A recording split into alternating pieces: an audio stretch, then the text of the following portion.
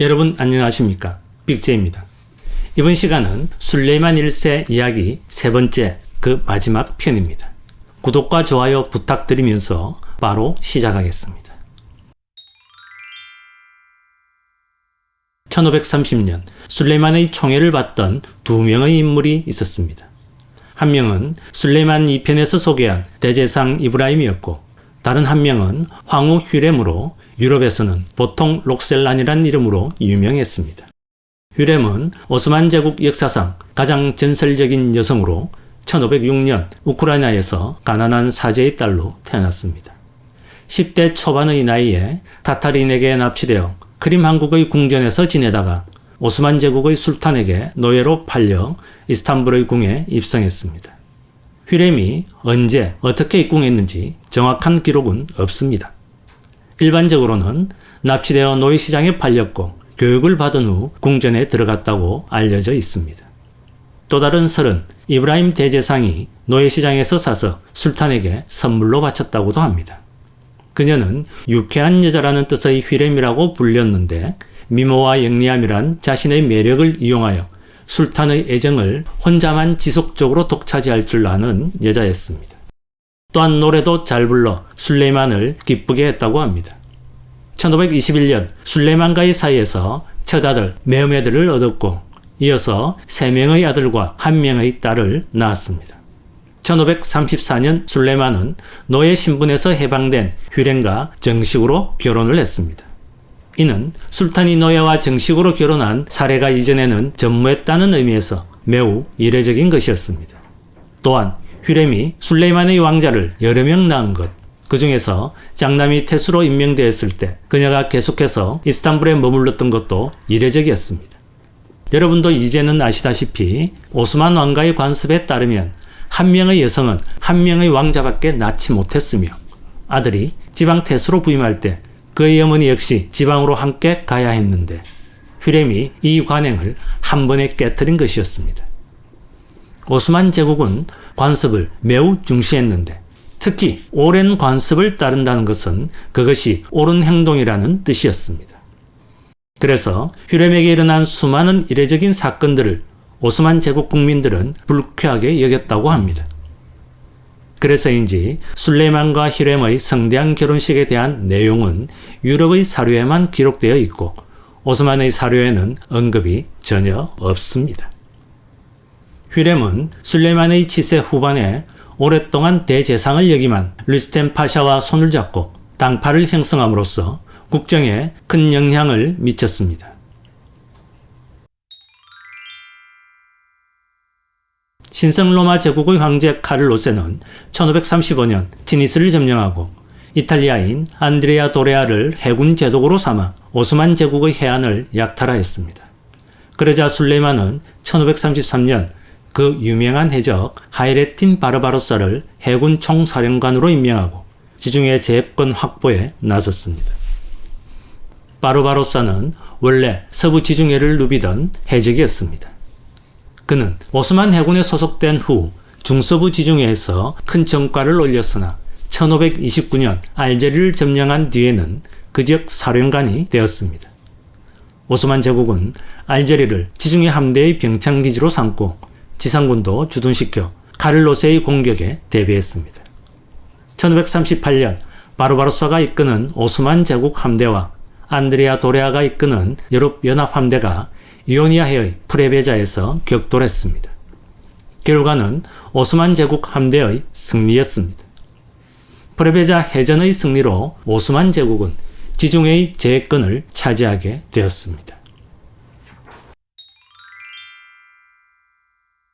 합스부르크 제국과의 대결이 일단락되자 술레이만은 동쪽의 사파비 왕국으로 눈을 돌렸습니다.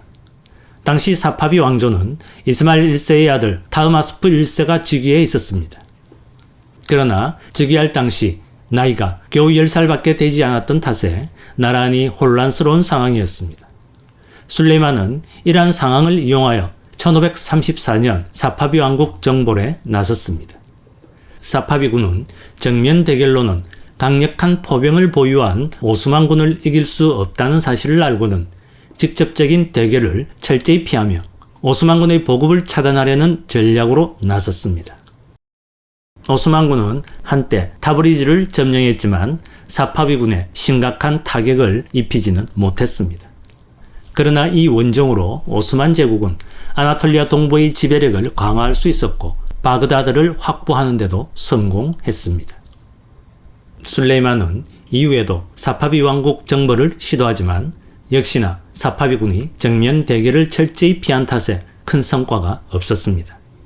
오스만 제국과 사파비 왕조의 대결은 1555년에 아마시아 조약이 체결되면서 일단락되었습니다. 1536년 오스만 제국 사람들을 경악하게 만드는 사건이 일어났습니다. 13년 동안 술레만의 총애를 한몸에 받으며 신하로서 최고의 자리에 올랐던 대제상 이브라임이 갑자기 처형된 것입니다. 술레만의 총애를 등에 업은 이브라임의 행동이 사람들의 비난과 시기를 불러일으킨 것은 사실이지만 처형의 이유는 정확히 알려지지 않았습니다. 그러나 한 가지 설에 따르면 이브라임을 시기하던 황비 휘렘이 그를 모함했다고 합니다.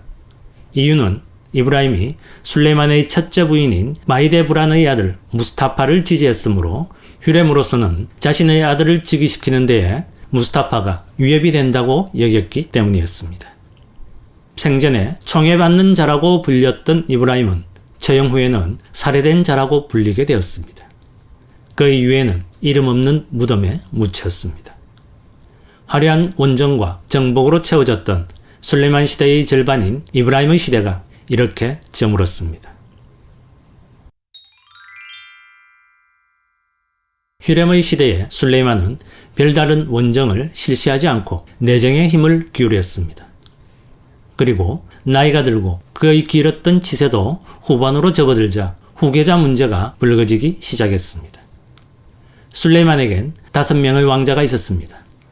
첫 번째 부인 마이데브란의 아들이자 장자인 무스타파가 있었고 그 밑으로 메흐메드, 셀림, 바예지드, 지안기르 등 4명은 모두 휘렘의 아들이었습니다. 그중 메흐메드는 1543년 천연두에 걸려 요절하였습니다. 총명하여 술레이만의 총애가 깊었던 유력한 후계자였던 메흐메드 왕자가 죽자 예니체리 군단은 무스타파의 즉위와 술레이만의 은둔을 요구하며 시위에 나섰습니다. 그러자 술레이만은 1553년 무스타파를 처형했습니다. 당시 30대 후반의 나이였던 무스타파뿐만 아니라 그의 아들들, 측근들까지도 전부 처형당했습니다. 이유는 밝혀지지 않았으나 유력한 설이 2가지가 있는데 첫 번째는 셀림 1세가 반역하여 아버지 바예지드 2세를 폐위한 것처럼 유능하고 인기 있는 무스타파가 자신을 배신할 것을 두려워했다는 것입니다. 두 번째 설은 가장 신빙성이 있는데 자신의 아들을 즉위시키기 위한 황비 휘렘의 모략이 작용했다는 것입니다. 아무튼 이후 병약했던 지안기르가 병사하자 셀림과 바예지드만 남게 되었는데 마치 셀림 1세 시대같이 술탄의 자리를 두고 긴장감이 넘쳐 흐르게 되었습니다. 이후 술레만과 왕자들 사이에서 사태가 파국으로 치닫는 것을 막아주던 황비 휘렘이 죽자 술레만과 두 왕자를 둘러싼 긴장관계가 수면 위로 드러나게 되었습니다. 그중 바예지드가 반란을 일으키자 셀림에게 정규군을 붙여주어 바예지드를 진압하게 하였습니다. 결과는 셀림의 승리였습니다. 패배한 바예지드는 사파비 왕조로 망명했다가 결국 이란 땅에서 사망했습니다.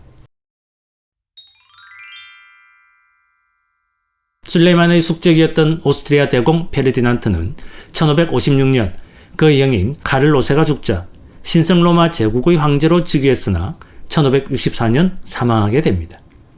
페르디난트의 뒤를 이은 막시밀리안 2세가 오스만 제국에 대한 영공 의무를 소홀히 했다는 이유로 술레이만은 1566년 친정에 나섰습니다. 하지만 헝가리 남부의 스케트바드를 포위하고 공성전을 벌이던 중 사망하고 말았습니다. 이로써 술레이만은 46년의 긴 제의를 끝내게 되고 이후 왕자 셀림이 셀림 2세로 즉위하였습니다. 이상으로 술레이만 1세 이야기를 끝내고 오스만 제국 빛나는 600년의 역사 다음 이야기로 찾아뵙겠습니다. 이상 빅제이였습니다.